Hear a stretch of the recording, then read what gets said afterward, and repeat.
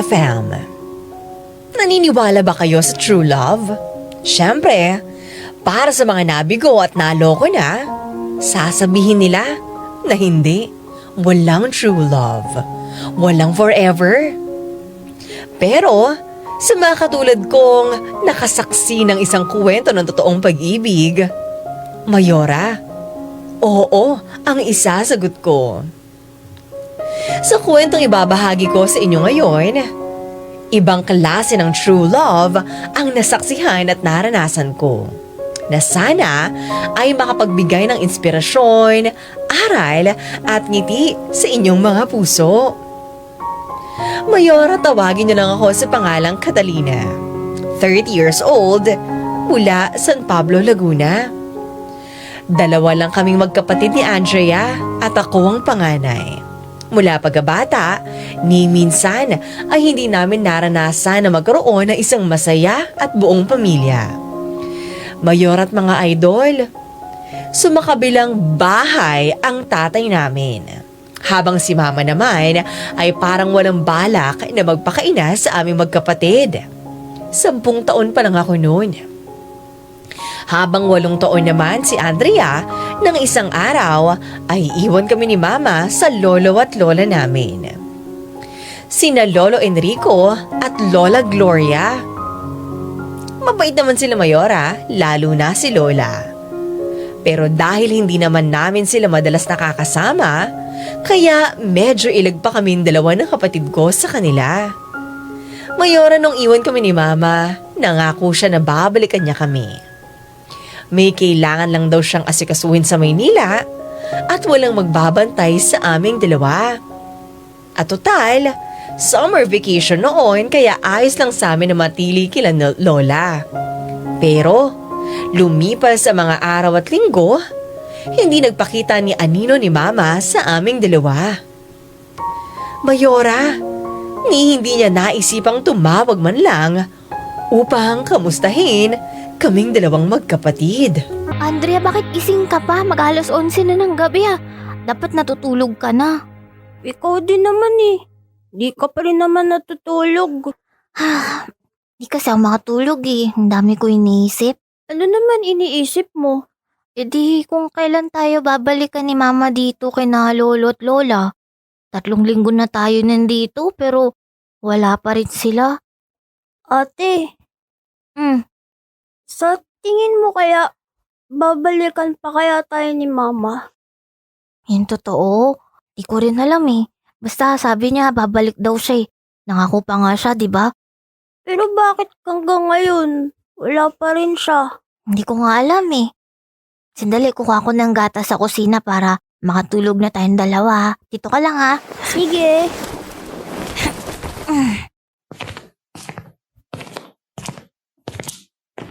Ano naman ang naiisip mo? Ay, nasa kusina pala sina Lolo. Maya na nga lang ako kukuha ng gatas. Ewan ko. Hindi ko rin alam. Biglaan naman kasi ang pagtawag ni Jenny sa akin kanina. Si Mama? Ano ba naman kasi pumasok sa isip ng batang yan?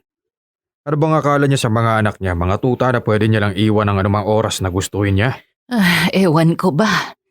Ilang beses ko na siyang pinagsabihan na lahat ng gagawin niya.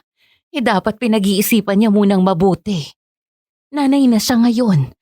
May responsibilidad na siya. Wala na ba talaga siyang balak-balikan ng mga bata? Ano? Hindi na kami babalikan ni Mama? Basta ang sabi niya. Tayo na raw muna ang bahala kina Catalina at Andrea. Iyon na sigurong ibig niyang sabihin. Mukhang wala na talaga siyang balak-balikan pa ang mga anak niya. Enrico, kakayanin kaya natin na pag-aralin ng 2 bata. Sa tingin ko kakayanin naman natin. Pareho naman tayo may malaking ipon at meron din tayong negosyo. Kaya na natin yun. Kawawa naman ang mga apo natin. Iniwanan na nga ng tatay nila. Iniwanan din ng nanay. Mas kailangan nating doblehin ang pagmamahal at pag-aalaga sa kanila. Enrico, tayong 2 na lang ang meron sila. May pamilya na sina Jose at Jenny. Hirap din sila sa buhay. Kaya dapat sigurado tayo sa gagawin nating ito. Nagawa natin bumuhay ng 3 anak. Kaya alam kong kakayanin din natin bumuhay ng 2 pang apo. Kaya natin yan. Ay, kawawang mga bata. Babalik na lang ako sa kwarto.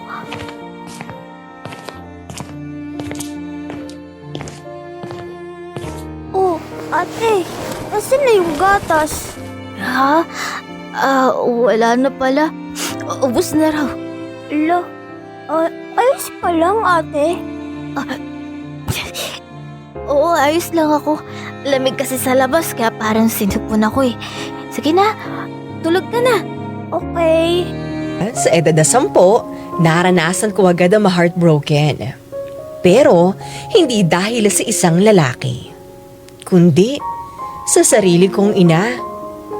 Siya ang unang taong hindi pinanindigan ang salitang pangako. Si Mama ang unang nagpatunay sa akin na hindi lahat ng mahal kita ay totoo. Wala na kaming nagawa ni Andrea kundi tanggapin na lang ang kapalaran namin. Tanggapin na kahit kailan ay hindi na kami babalikan pa ni Mama. Kaya't pinili na lang namin na sanayin namin ang aming mga sarili na makisama kina Lolo Enrico at Lola Gloria. Tulad nga ng nasabi ko kanina, Mayora, mababait naman sila. Si Lola Gloria, maasikaso at malumanay. Mabait din siya, Mayora Iska Morena. Habang si Lolo Enrico naman ay yung strikto at ayaw ng pakupad-kupad sa loob ng bahay. Siya ang pumipilit sa amin na matutunan na magawaing bahay kahit sa murang edad namin ni Andrea. Catalina! Andrea! Ang taas na ng araw, tulog pa rin kayo. Aba, magsigising na nga kayo dyan! Lo, mamaya na po, inaantok pa ako eh. Ako rin po. Hindi talaga kayo gigising! Ganun na. Sandali. Wanda kayong dalawa sa akin.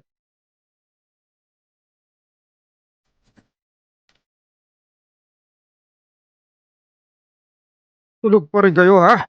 Sige, tignan ko lang kung hindi pa kayo magising dito. Ay, Enrico, anong gagawin mo dyan sa mga kaldero? Ano pa ba gigisingin yung dalawa? Hindi makuha sa sigaw eh. Hayaan mo na munang matulog ang mga bata. Bakasyon naman ngayon. Ay nako, hindi po pwede yan. Dapat matuto silang gumising na maaga. Ayan! Oh, gumising kayo! Ay! Aray! Ano? Hindi pa rin kayo gigising? Gising na po, Lolo. Tama na! Masakit na tenga, Lo. Ganyan ang napapala ninyo kapag hindi kayo gumigising na maaga. Aba, tirik na ang araw. Tumutulo pa rin ang mga laway nyo dyan. Magsipagilamos na kayo at magsipilyo at tulungan ninyo ang lola ninyo doon sa mga gawaing bahay. Pero, Lo... Aba! Hayaan ninyo mapagod ang lola ninyo, ha? Ano kayo? Mga prinsesa na may sarili ka sa bahay? Ay, hindi! Hindi yan pwede dito sa bahay! Lahat, kumilos kayo! Dalawa lang naman kayo dito. Ano lahat kumikilos? Anong binubulong-bulong mo dyan, ha? Wala po. Sige na! Bango na! Dapat pagbalik ko, naglilinis na kayo, ha? Opo. Ay, sige na mga apo. Magsibangon na kayo dyan. Alam niyo namang nakakatakot ang lolo niyo magalit. Sige na, hihintayin ko na lang kayo sa labas, ha? Tayo na, bilis na.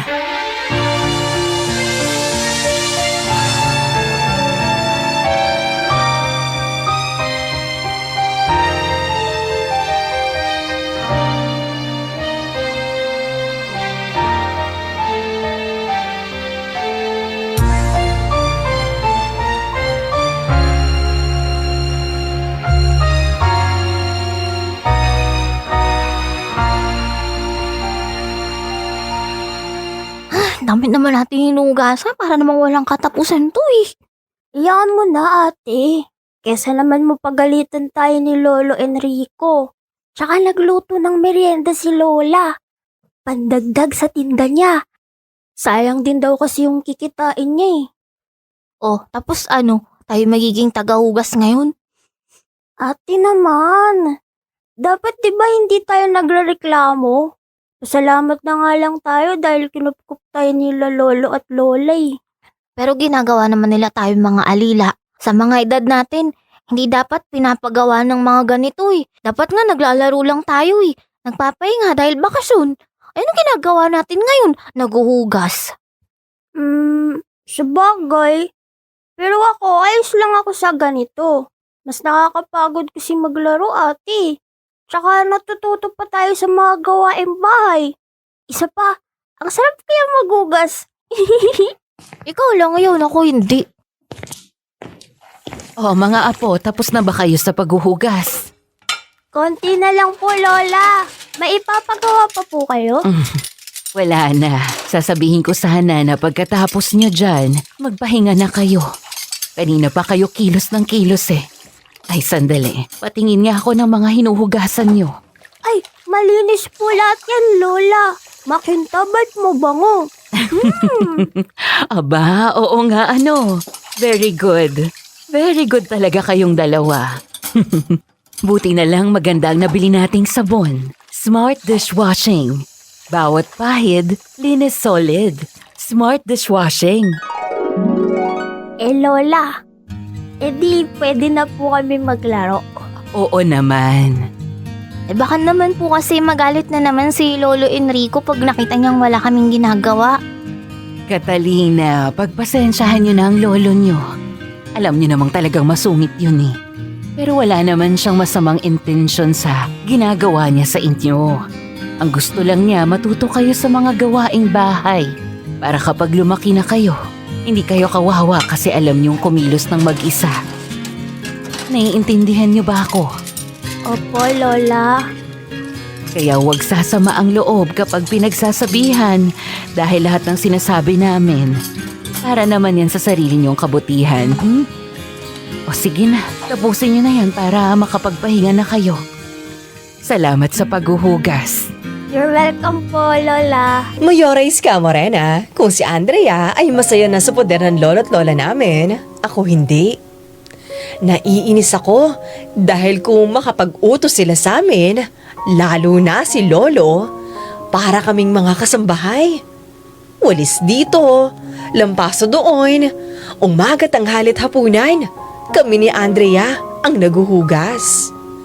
Pero dahil sa wala naman ako magagawa na mapanahon na yun, tinitiis ko na lang. Siguro, sanhin na rin ang galit ko kay Mama at inis sa lolo't lola ko ay natutuwa ko maging pasaway. Pakiramdam ko noon, nakakulong ako sa buhay na hindi ko naman ginusto. Batas militar kasi kami sa bahay, Mayora. 4:30 pa lang ng hapon, nag-uwian na kami ni Andrea. Kailangan, pagpatak ng 6:00 ng gabi, ay nasa bahay na kaming dalawa. Saktong-sakto lang para sa biyahe namin mula eskwelahan hanggang bahay. Pinagbabawalan din kami mag-overnight kasamang mga kaibigan. Ni gumala kahit weekend, bawal din. Kaya yung mga kaibigan namin ni Andrea ang pumupunta na lang sa bahay para makabonding kami o makipag-overnight. Siyempre, higit sa lahat, bawal ang magpaligaw. Bawal magkaroon ng boyfriend. Parating sinasabi ni Lolo na pwede lang daw kaming pumasok sa relasyon kapag kaya na naming buhayin ang aming mga sarili. Ibig sabihin, kapag nagtatrabaho na kaming magkapatid kung saan, Mayora, ilang taon pa ang kailangan naming antayin. Ate, sabay na tayo umuwi mamaya ha. Baka iwan mo na naman ako. Paano kita hindi iiwan eh, nakikipagkwentuhan ka pa sa mga kaibigan mo? Wow, parang hindi rin ganun ang ginagawa mo ha. Pero at least ako, alam ko yung oras ng uwi. Alam mo naman si Lolo Enrico, maliit lang tayo ng 30 minutos, galit na yun. Basta sabay na tayo umuwi mamaya. Mas lalong magagalit yun kapag hindi mo ko kasabay umuwi. Baka isipin niya, kasama na naman yung boyfriend mo. Ha? Sinong boyfriend? Ay ano, papalapit na rito. Si John, baliw hindi ko boyfriend yun, no? Ay, Catalina. Kapala yan, John. Ano meron? Makikitable lang sa inyo. Wala na ako maupuan eh. Anong wala? Yan dami-daming bakante. Ayoko sila katabi eh. Nawawalan ako ng gana. Pero kapag ikaw ang nasa harapan ko, ginaganahan akong kumain. Saan tingin mo sa akin ulam? Yung na ba ako kataba sa paningin mo? Hindi ah. Ito naman, minamasama mo lahat ng sinasabi ko eh. Bakit ba ang sungit mo ngayon? Meron ka ba? Wala kang pake. Doon ka na nga sa ibang table. Pinag-usapan kami ng kapatid ko eh. Sandali lang to. Aayain lang sana kitang magmeryenda mamaya eh. May bagong bukas na kainan sa tapat ng school. Ayoko, kailangan ko na umuwi. Sige na, isang beses lang naman eh. Tsaka, libre ko. Pagbigyan mo na ako. Uy, Andrea, pakiusapan mo naman itong ate mo na payagan na ako. Ay naku kuya, wag mo akong idamay sa kalokohan yung dalawa. Catalina, sige na. Isang beses lang naman to eh. Please. Hindi nga pwede. Sige na. Hindi kita titigilan hanggat di ka pumapayag. Kilala mo ko kapag nangungulit. Ayan, sige na. Payag na ako. Talaga? Yes! Mamaya ah, susunduin kita sa classroom nyo. Salamat Catalina. Bye! Uy, akala ko pa gusto mo nang umuwi dahil magagalit si Lolo. Ang kulit eh. May mauna ka na lang umuwi mamaya. Paano pag nagtanong si Lolo? Bala ka na magdahilan. Basta pagtakpan mo na lang ako. Sige na nga, basta agahan mo umuwi ha. Oo, sandali lang yan, promise.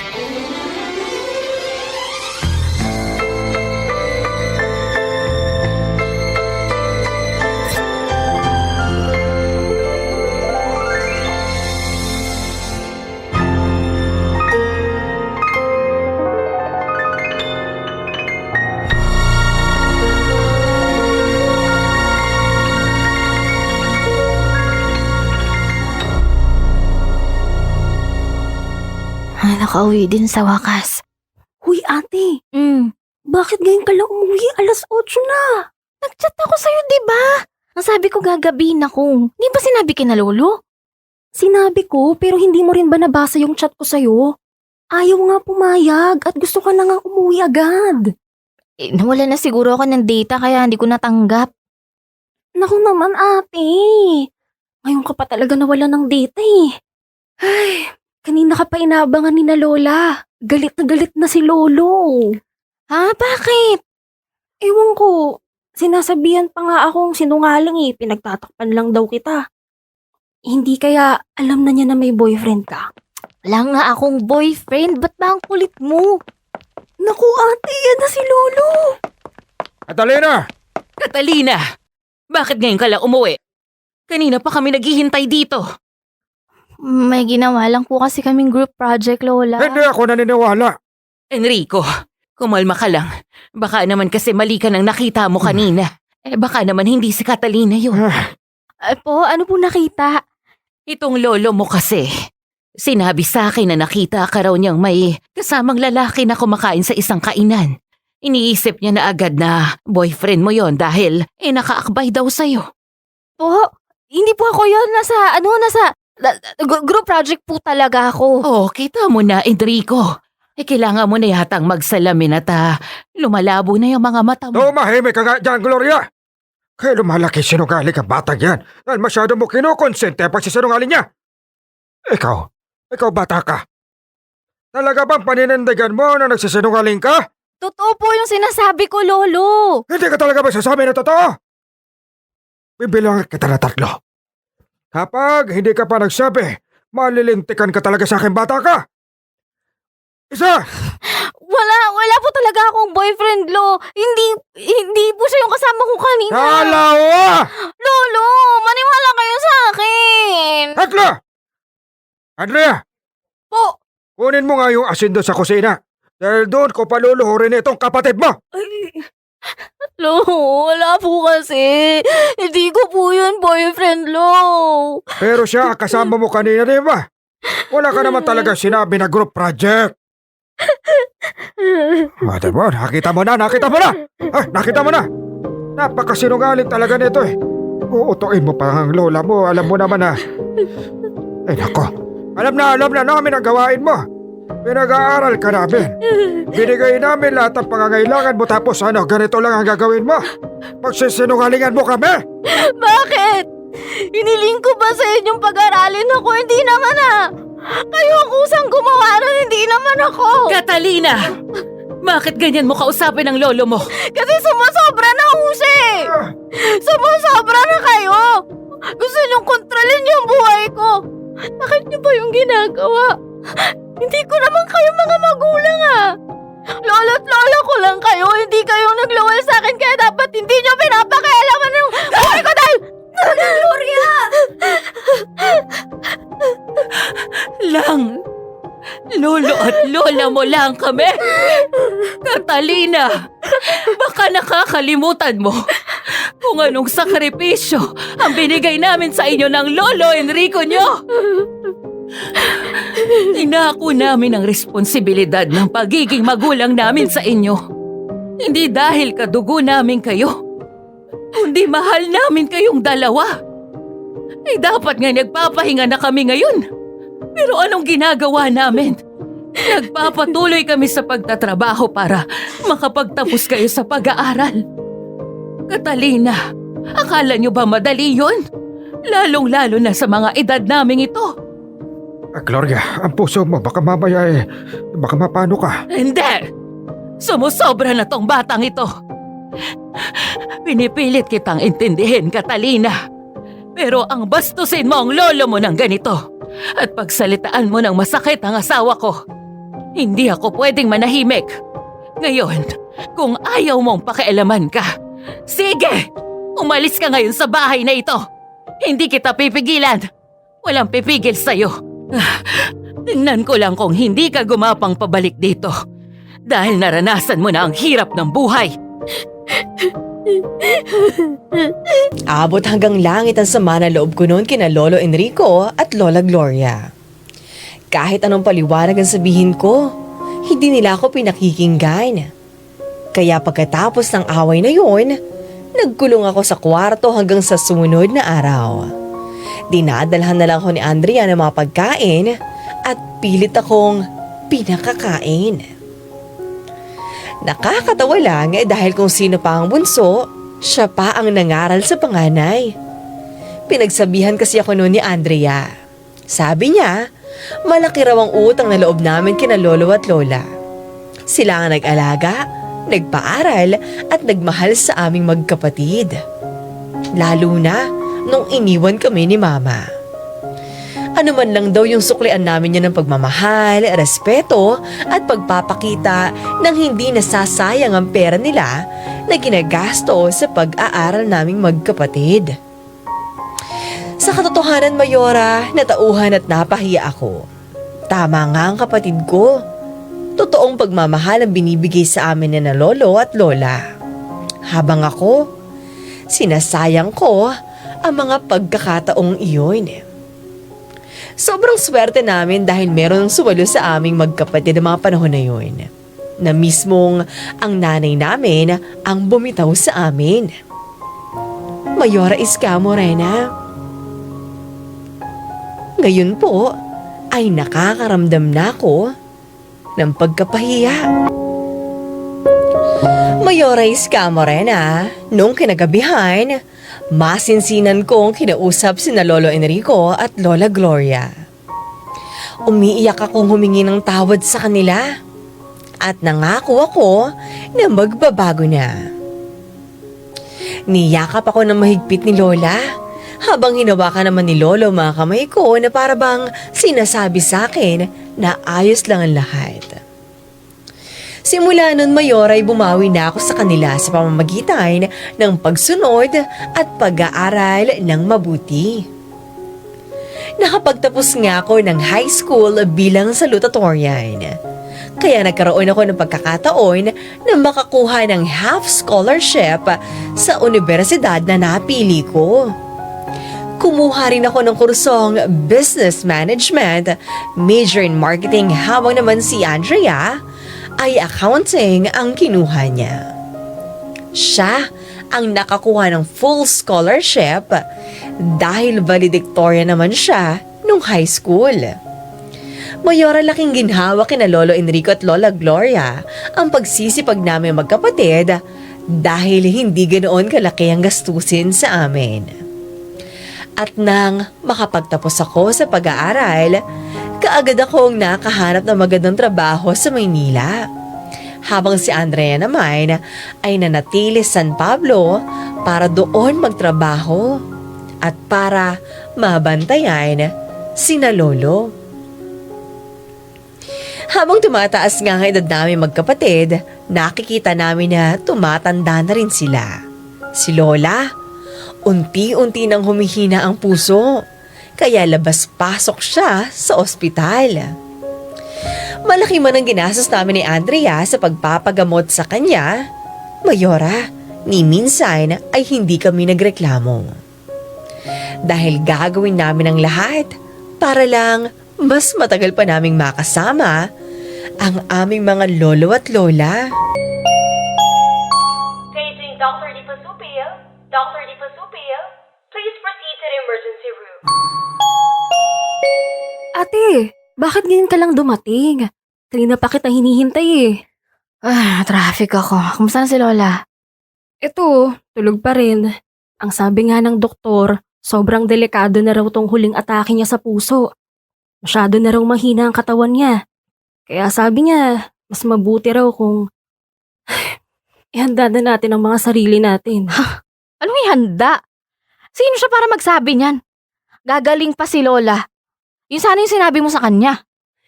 Ate, mas mabuti siguro kung ngayon pa lang. Tinatanggap na natin ang kalagayan ni Lola. Mahina na talaga ang puso niya. Ilang beses na natin siyang pinagamot pero wala pa rin. Mas lalo na siyang nahihirapan. Si Lola, nasaan?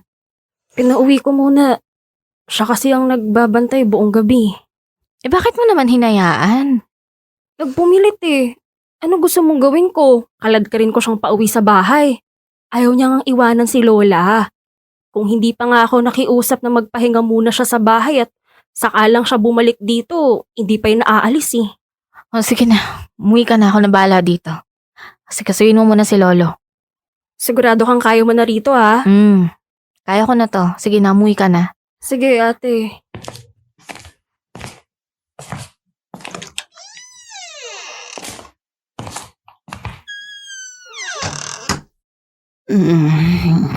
Lola? Catalina, ikaw ba yan, apo? Opo, Lola. Ako po to. Baka nadagdagan yata yung ganda ko Hindi niyo na po ako makilala eh. Kumusta na po yung pakiramdam niyo, La? Ayos na.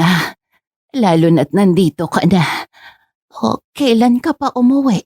Ngayon lang ho. Dumiretso na ako agad dito sa ospital. Oh, ang kapatid mo nasaan? Pinauwi ko ho muna para may makasama si Lolo sa bahay. Mabuti naman at makakapagpahinga na siya. Hanggang kailan naman kita makakasama? Ito naman si Lola. Kadarating ko lang pero pinapaalis niyo na yata ako eh. Iniisip ko lang naman yung trabaho mo sa Maynila. Naku, huwag niyo nang isipin yun. Nag-leave po ako para mabantayan ko kayo dito. Mas importante kayo sa akin kaysa sa trabaho ko eh. Apo, pasensya ka na ha. Nakakaistorbo na ako sa'yo. Huwag niyong sabihin yan La. Ang laki rin naman ng sakripisyo na ginawa niyo sa amin eh. Oras naman para kami naman yung mag-alaga sa inyo. Kaya bilisan niyo yung paggaling ha para makagala na tayo. Nararamdaman kong malapit na ako, apo. La, ano ka ba? Huwag niyo naman po sabihin yan. Ano ba kayo? Mas malakas pa kayo sa kalabaw, di ba? Gagaling kayo, ha? Aawayin ko talaga yung mga doktor nyo pag hindi kayo nila pinagaling. Tsaka di ba, usapan natin, tulungan nyo akong mag-alaga ng mga magiging anak ko. Mukhang hindi ko na magagawa yan. Apo, ramdam kong nangihina na ako. At isa pa, nagiging pabigat na ako sa inyo. Lola, hindi po yan totoo. Gusto namin na inaalagaan kayo. Lalo na po ako. Kaya huwag niyong isipin na pinapahirapan niyo kami. Ang dapat niyo lang pong gawin ay magpagaling. Catalina, pwede ba akong may hilingin sa'yo? Oo, ano ho yun? Kapag nawala na ako, aalagaan mo ang lolo mo ha. Lola naman Huwag ka munang maghahabilin. Alam mo naman na malayo ang loob ng mga anak namin sa kanya. Yung lolo mo, matapang lang ang dating niyan. Pero alam ko, nasa loob-loob niya, mahihirapan siya kapag nawala na ako. Kaya tulungan mo ang lolo mo. Opo, Lola. Ako po bahala kay Lolo. At wag na wag mong kakalimutan ng mga tinuro ko sa'yo. Alagaan mo ang kapatid mong si Andrea. Dahil kahit anong mangyari, kayo pa rin dalawang magkapatid ang magdadamayan. Naman pinapaiyak mo naman ako eh. Marami pa tayo di nagagawa, di ba? Di ba kaya papasyal kita sa mga hindi mo pa napupuntahan? Hayaan niyo muna akong tuparin lahat ng pangako ko sa inyo. Tsaka hindi ko pa kaya mawala ka sa buhay ko eh. Ano ko pag wala ka na? Kaya mo na ang sarili mo, apo. Kahit ano pa ang dumating sa buhay mo, may tiwala ako na malalampasan mo lahat yon. Kahit wala na ako. Basta parati mong tatandaan na maging mabuting tao ka pa rin. Kahit anong mangyari.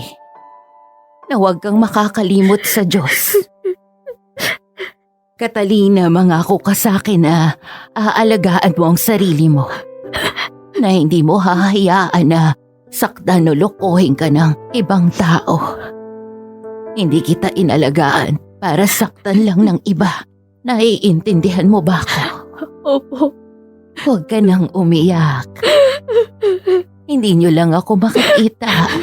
Pero hindi ako mawawala. Apo, mahal na mahal ko kayo. Mahal na mahal ka rin namin, Lola. Mayores Camorena, 2 araw pagkatapos sa pag-uusap namin ni Lola, ay binawian siya ng buhay. Hawak-hawak niya ang kamay ni Lolo. Ito na naman ako, niyak na naman ako. Hanggang sa pinakahuling sandali, Mayora. Yun ang unang beses na nakita kong umiyak na matindi si Lolo. Niyakap niya na mahigpit si Lola at paulit-ulit na hinalikan sa noo habang sinasabi ang salitang, "Mahal na mahal kita." Hanggang sa nailibing na si Lola, ayun pa rin ang sinasabi ni Lolo. Simula noon, naging tahimik at malungkutin na si Lolo Enrico. Yung taong biglang nawalan ng kulay ang buhay. Minsan nga, nakikita ko siya sa kwarto niya na tulog habang yakap-yakap ang paboritong blouse si Lola Gloria. Kahit wala siyang sinasabi, ramdam ko, Mayora, ang lungkot at pagdadalamhati na nararamdaman ni Lolo na madalas ay dinadaan na lang niya sa pag-inom ng alak. Lo? Nasaan yun? Ay, baka uminom na naman yun. Nag-usap na ho tayo, di ba? Nababawasan nyo na ho yung pag-inom ng alak. Tama na nga ho yan, akin na yan. Pasensya na po. Namimiss ko lang ang lola mo. Ako rin naman ho eh. Hanggang kailan ka pala nandito? Si Lolo naman parang pinapaalis na ako agad eh. Hindi naman sa ganoon. Siyempre may sarili ka ng buhay ngayon. Hindi ko pa ho alam eh. Tsaka baka mamaya pagalitan ako ni Lola sa panaginip kapag iniwan ko kayo mag-isa dito. Binilin kasi niya sa akin na kapag nawala na raw po siya, huwag ko raw kayong pababayaan. Ay nako, lola mo talaga kahit kailan. Ako ang palaging iniisip. Eh ganun po niya kayo kamahal eh. Alam mo ba dati, ayaw naman kasi talaga sa akin ang lola mo. Talaga ho? Oo, araw-araw nga akong sinusungitan nun eh. Pero araw-araw ko rin pinapakita na talagang mahal ko siya. Parati ako nagpupunta sa bahay nila at doon ko siya nililigawan. Nagbibigay ako ng galang sa mga magulang niya. Lahat ginagawa ko para lang mapa-oo siya. Nagkabunga naman po lahat ng pagtsatsagaan niyo eh. Sa inyo ko nga lang ho napatunayan na may forever pala talaga. Ay, oo naman.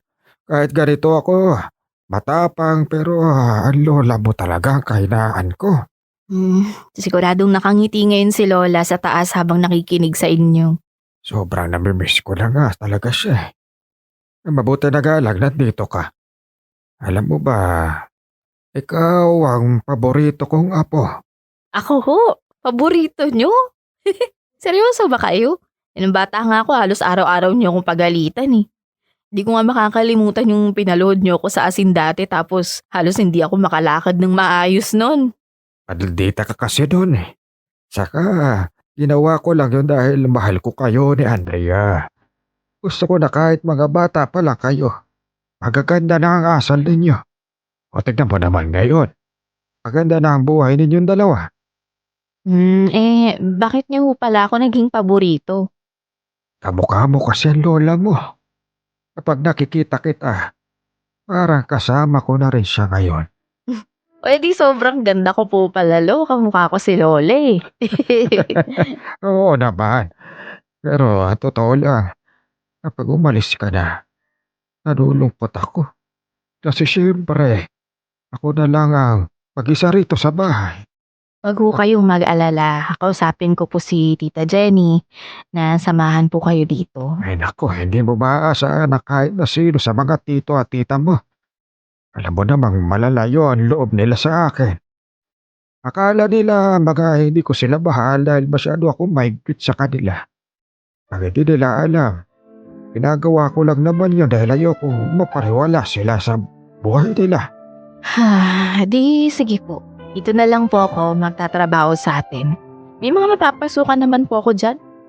Catalina, kung palampasin mo lahat ng mga oportunidad na darating sa'yo dahil sa akin. Kaya ako naman ng sarili ko eh. Malakas pa naman ako.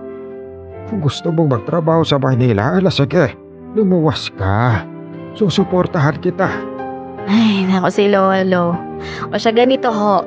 Hanggat wala pang opportunity na dumadating sa akin, edi dito muna ako sa inyo. Aalagaan ko muna kayo. Okay po ba yun sa inyo? Ikaw talagang bata ka. Ay, Lo, gusto ko po kayong alagaan at samahan. Mga hindi ko po nagawa nun kay Lola nung nagkasakit siya. Ayokong magsisi sa bandang huli. Tsaka, ayos lang naman po ako dito eh. Araw-araw po tayo magbabanding.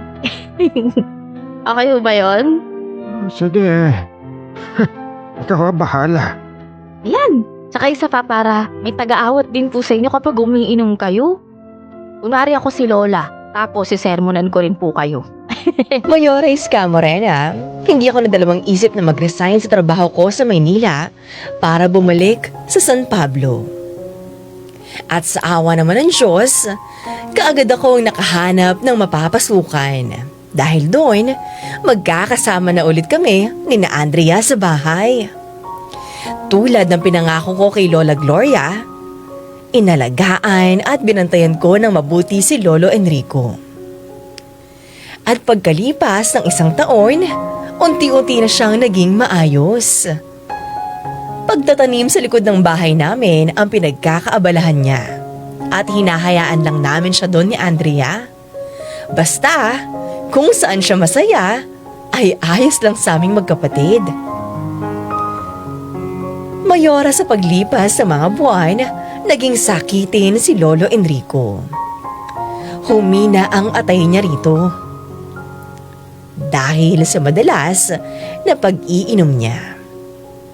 Kaya naman todo kayod kami ni Andrea, Mayora, para lang matugunan ang mga pangangailangan ng aming Lolo Enrico. Lo, ano pong ginagawa niyo rito?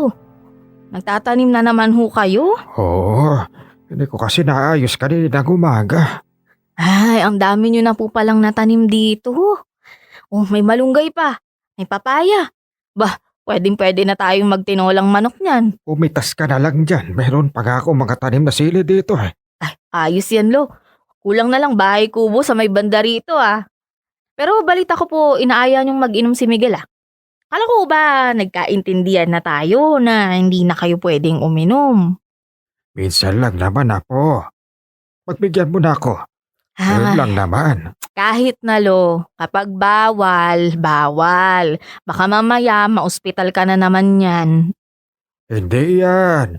Parati naman ako nasa tamang oras kung uminom ng gamot eh. Ay, naku si Lolo. Umamin nga kayo sa akin. Lalasingin nyo lang si Miguel para mapaamin nyo kung may asawa ba o wala no. Kayo Hindi, ano ka ba naman? Saka alam ko naman na matinong lalaki ang boyfriend mo. May tiwala ako. Hindi maghahanap ng batong na ipupukpok niya sa ulo niya yan. Ay, syempre naman lo. Ikaw kaya ang standard ko pagdating sa mga lalaki no. Gusto ko yung kasing tapang nyo. Pero kasing lambing at saka mapagmahal. Para parehas kami ni Lola Gloria na maswerte. Hindi lang naman si Lola Gloria mo maswerte sa akin. Maswerte rin ako sa kanya. Alam mo, sobrang pait na babae at mapagmahal yun. Kaya dapat maging ganun ka rin kay Miguel kapag nagpakasal na kayo. Ba dapat marunong kang makinig at intindihin ang asawa mo. Hindi dapat parating ikaw ang masusunod. Oo naman lo, alam ko naman po yun. Pinapaalala ko lang. Kasi hindi natin masasabi ang panahon. Baka bukas bakalawa, kunin na ako ng Diyos.